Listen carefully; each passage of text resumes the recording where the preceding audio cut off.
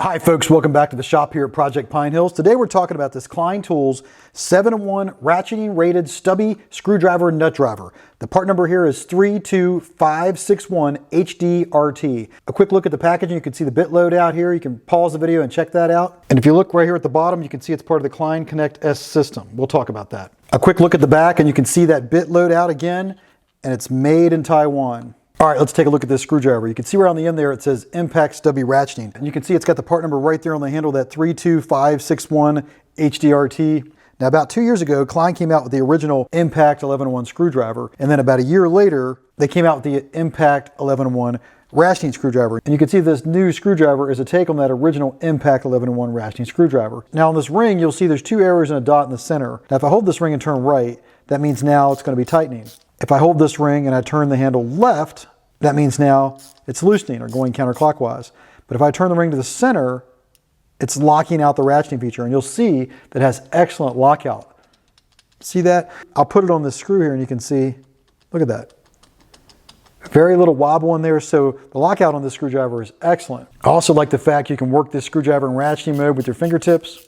Now it has that same low back drag the original ratcheting screwdriver had, and it has 60 teeth in the ratchet. Now the idea behind this is it has flip bits, right? So you notice it has a number 1 Phillips here. We can take this out and flip it around, and there's a 1/4 inch long flat bit there. Inside of that we have a 1/4 inch nut runner, which is designed to turn a 1/4 inch hex screw like we have there. You'll notice that it's not magnetically connected. It's a hollow nut runner. You can pop that back in there. Now I can pull this nut runner out of this collet and I can take it and put it in my impact. You can see we put it in there and we can drive it. Now one thing that's a little unusual is it moves in this collet. Whereas you take most bits and put them in like this Malco, and you can see it's locked in there. But with this Klein, when you put it in, it's got a lot of play in it. It's got a different type of retainer on it. You can see it's not your typical 1/4 inch power lock setup. It's got these 2 smaller pieces in it. I'm not sure why Klein did that, other than I know that they want the shank to be shorter so it can work in the stubby screwdriver, but it seems like they could have done that just by shortening the regular shank. I don't know, maybe I'm missing something there, but it seems a little unusual it has so much play here, but you can just push forward and it'll drive fine. So that's the one end of the screwdriver. Then we can pull this collet out and we can flip it around end for end.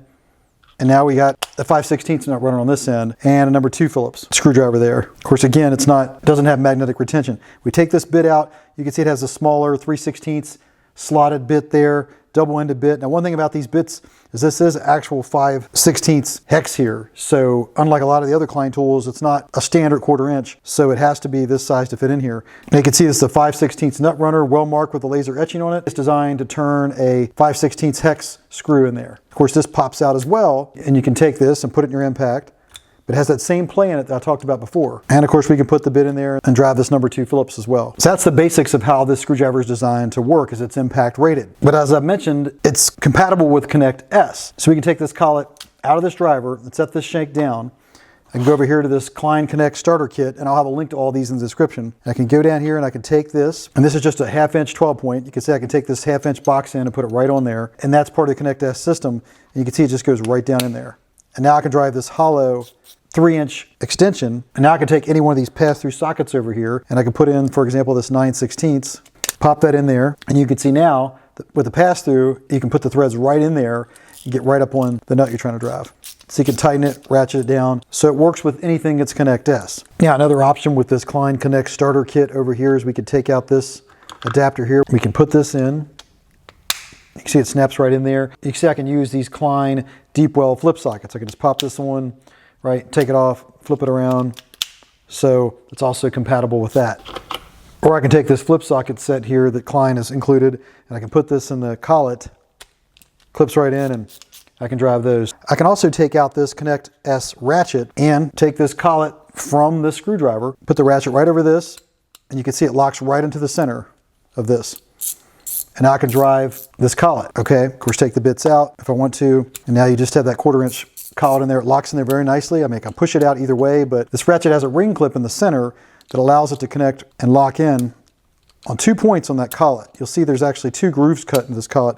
That's one of the things that makes this one different. See here we have 2 notches cut into this one. If you look at the collet on the ratcheting 11-in-1, you can see it's got 1 notch on it, like most of them do. But this one's got 2 because it's designed to be stubby, so I think it's to try to make the screwdriver shorter. But you'll see the stubby has a shorter collet in it, so bits won't drive as deep into this collet as it would into the original. And you can see the difference if we put the nut runner from the 11-1 in both of these collets. You can see it's flush here on the irregular 11-1, but on the stubby, there's quite a gap here. And the other nice thing about this is the collet on here can take anything that's designed for your impact driver. So I could take this Malco flip bit, for example, pop it on here, and I'm driving that. I have this Milwaukee 3.5-inch bit here. You can see it just inserts right in here in that power lock, and I can turn that. A lot of options here with this 1/4-inch collet that this has on here. So that's really what I like about this screwdriver.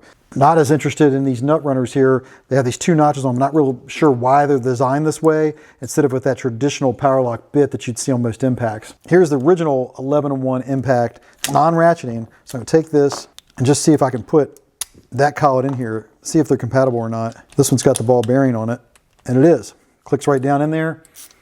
And you can see I can drive just a regular Impact 11-1 collet. We can then take the bigger brother, the Impact 11-1 ratcheting driver, take it out and take off one of these. We can take this Impact Stubby ratcheting handle. You can take this collet and insert it in here, and it will go in, but it doesn't. I'm just going to start it slow.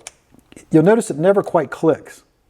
See that? It bottoms out, but it doesn't click. And that's because you can see here that the larger 11-1 ratcheting impact driver has 1 notch and there's 2 on the stubby. And you can see it's right here in the center. It doesn't quite reach deep enough into this shorter handle like it does with these 2 notches here. But as I said earlier, you can take an original Impact 11-1, pop this collet out and pop it into this stubby handle, and you can tell that it fits a little bit better, but it bottoms out too. It doesn't actually lock in. Now, I don't think it's going to fall out or anything. You could certainly drive this, no problem. In fact, you probably wouldn't know the difference, but it's not actually locking in. So neither one of the other style of collets will actually lock into this Klein stubby handle, but the ball bearing one does do a better job retaining it and just holding it in general. Here's how it compares to some of Klein's other stubby screwdrivers. Here's the Stubby Multi, and you can see here that the Stubby Multi is quite a bit shorter than this new Klein 7-in-1 ratcheting stubby screwdriver. And we can also compare it to Klein's 8-in-1 stubby screwdriver, and you can see here that they're about the same length. The new ratcheting driver is just a little bit longer, but of course this is the one that has the bit storage in the handle, that 8-in-1. So that's just a quick comparison to some of Klein's other stubby screwdrivers. So let's do a quick back drag test on these 2 Klein Impact ratcheting screwdrivers. So I put them together here, make sure they're pushing against each other, and then we engage the ratcheting mechanism. And I'm trying to turn the handle on each one. I'm going to move them around here to kind of take the bind off of the shaft. And I'm noticing that the backdraft's about the same between these 2 screwdrivers. Sometimes the ratcheting engages on the stubby, sometimes the ratcheting engages on the full-size screwdriver. So both have excellent back drag, and I'd say it's about even for these 2. So there you have it. It's a smaller version of its bigger brother, the Impact 11-1 ratcheting driver. I kind of like to see this collet be more standard and that it will work on anything. But the biggest thing is you can take any of this stuff and use it with this collet. So I could see this being something really handy to have if you're an appliance tech or doing maintenance. You can see I could drive all these different screws, this number 2 Phillips, I could turn that, no problem. I can pop out this bit, go to the 5/16, turn that, pop this out, flip it around. I got a 1/4-inch nut runner here, can turn that, no problem. So it's nice to have all those different options on you at all times. I'm not really crazy about how it works with an impact, how it's loose in here, but I really do like the fact that you can drive anything in this collet and you have that flexibility and it's with you at all times. And of course it works with the Klein KNECT system, so that's a big bonus. You know, it sort of feels like a ball grip screwdriver, so I think it has that excellent feel to it. But let me know in the comments what you think of this Klein ratcheting stubby screwdriver. Is it something you'd be interested in getting? I'll have a link to all these items in the description. Please remember to like and subscribe. All these actions help me to continue to bring content to you here on the Project Pioneers channel. And with that said, I'll catch you in the next video. Now, one side note, if you own these 11-1 Impact ratcheting screwdrivers, I've noticed Klein's made a change here. So this is the original that I bought when it first came out about a year ago. And you'll notice that it has a ring clip here in the center. All right, so if we put that there, here's the newer Impact 11-1 I just bought recently.